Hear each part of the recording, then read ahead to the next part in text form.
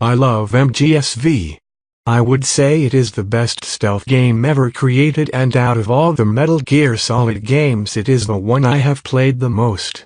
However, despite my manly feelings for men wearing eye patches and tight clothing, it has long been discussed that there are missing features and unused concepts. But the subject of what is exactly missing is often a point of debate. So, let's take a minute and look at what we know is missing from Metal Gear Solid 5. First of all, we know for a fact that Kingdom of the Flies was an unfinished mission where we hunt down Eli and take Sally back from him. What is worth pointing out though is that this would never have been Mission 51. It simply would not make sense in the game's events. The Truth event serves as the game's epilogue, a final twist to leave the audience in awe. And finding Eli would definitely have come before this. Furthermore, based on the unused mission briefings from Miller, I find it more than likely that this would have involved more than one mission. We would work our way inland towards Eli, and then confront him in a separate mission, similar to rescuing Code Talker and then being attacked by the Skulls. I also think it would be likely that this would take place in a whole new area. How else could these ancient traps, infiltrating Zoff soldiers, and the huge mech battle occur? Secondly, we have the return to Camp Omega. This is something that was directly mentioned in trailers and commented on by Kojima himself. It is safe to assume that this would be at least one mission.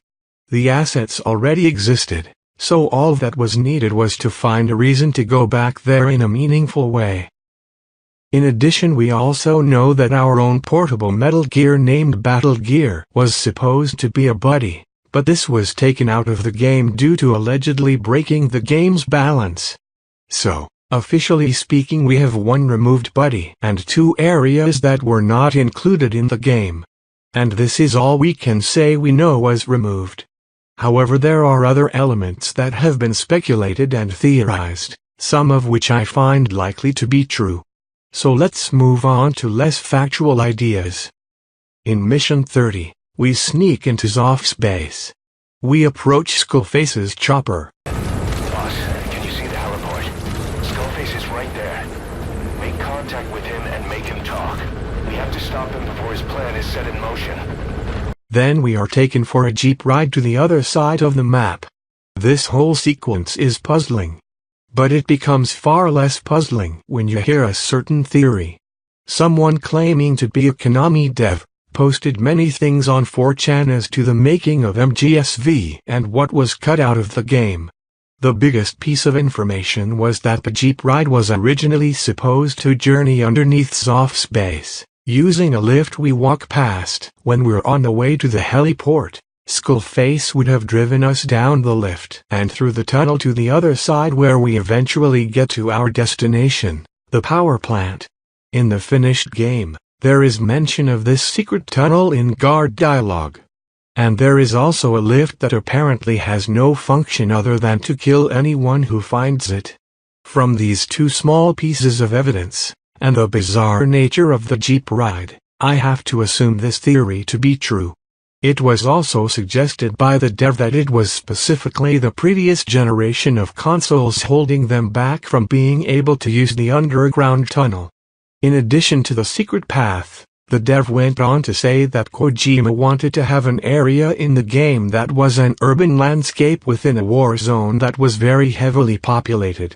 But again, the older hardware of the previous console generation would not allow them to create this area as an idea, and it was abandoned. Chapter 3 is constantly referred to as missing content by MGSV fans. Very shortly after the game's release, it was revealed that there was only 2 chapters, but it was found in the game's files there was a 3rd chapter card entitled Peace. However, even now 2 years later, we know nothing about Chapter 3 and what could have been in it. In fact, there is only one piece of information we can even believe to be related. If you didn't know, there is a cutscene where Miller declares nuclear peace has been achieved and shows Diamond Dogs celebrating its success. But this is nowhere to be found in the final game. Many assume that once nuclear disarmament is achieved, that new content will be unlocked and Chapter 3 will be available. But is this realistic? Would a company really feel comfortable creating content that might never be accessed? And if they were comfortable with such a forward-thinking idea, why would they not make additional mission DLC, like Kingdom of the Flies or Camp Omega? In my opinion, it is very unlikely for anything to come of nuclear disarmament other than the cutscene itself. Perhaps some very small cosmetic item at most. However, I can imagine that the war zone mentioned previously could have been involved in peace. 1985's phrase "war is peace" comes to mind. Another element we have information on is Demon Chico. In MGSV's art book there is unused character artwork for a teenage demon version of Chico. Many have called this cut content, but we have no evidence to support this. In fact, the art book itself says it is unused. So why should we think differently? I think MGSV has enough characters. We already have Vol'jin, who was brought back to life, Paz, who is a hallucination, and Venom, Snake's creation as a phantom, as well as Eli, Emmerich, and Code Talker, all of whom don't do that much in the story. I think adding another character would have only made the story more confusing and unfocused. Finally, we have the topic of villainy. Was the game originally going to be far darker than what is presented in the final game? Well, gee, I wish I knew the answer to this question, but I can only guess. Please note that at release I definitely felt cheated and betrayed to not see Snake's downfall during MGSV, and that the trailers were misleading. 3 scenes in particular still stick out in my mind for not being an accurate representation of the game's portrayal of Snake. The first is the child soldier gunfire.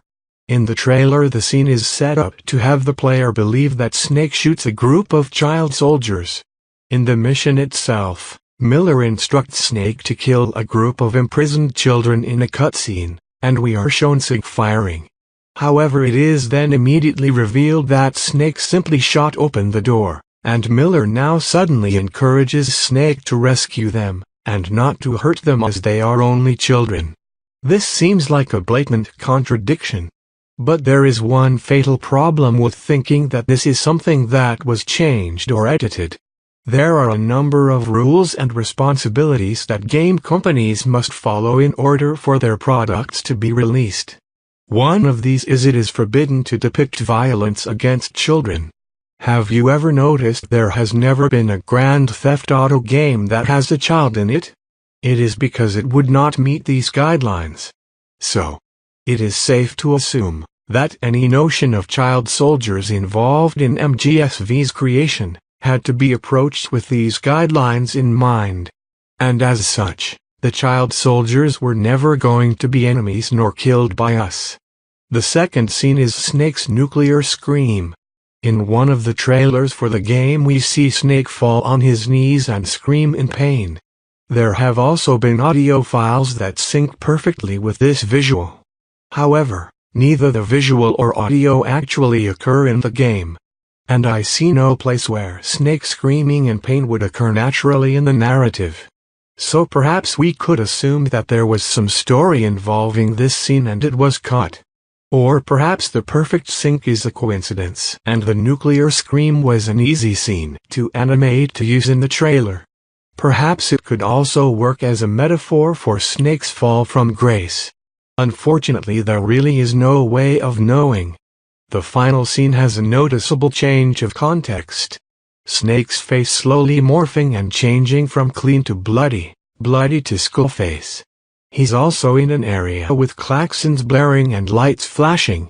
This to me painted a scene of Snake becoming a murderer. A man becoming a demon, a man driven to revenge that he becomes his own enemy. However, in the final game this scene is actually used to show Snake eliminating his men who are infected with a virus, a mercy killing of sorts. These are two very different contexts. But was the scene removed or edited? No. It is simply what trailers do.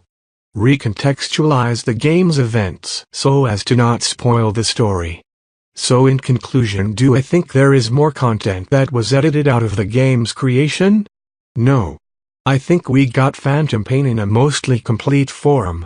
It is extremely unfortunate that the secret tunnel in Mission 30, the Kingdom of the Flies, and Return to Camp Omega were all taken out of the game. But I genuinely do not believe there was anything else in the game that was removed. I also think it wouldn't have been too hard to repurpose our battle gear into a one-time only sequence like a turret section, or an explorative amphibious tank. Why go through the trouble of designing and creating something only to throw it away? But hey, I'm not a game dev. What do I know? That about does it for unused content in MGSV. The only other thing worth pointing out is Chapter 3's absence from the game is not what holds the game back. It is Chapter 2 that is the problem, and its reliance on repeat missions and lack of fresh content.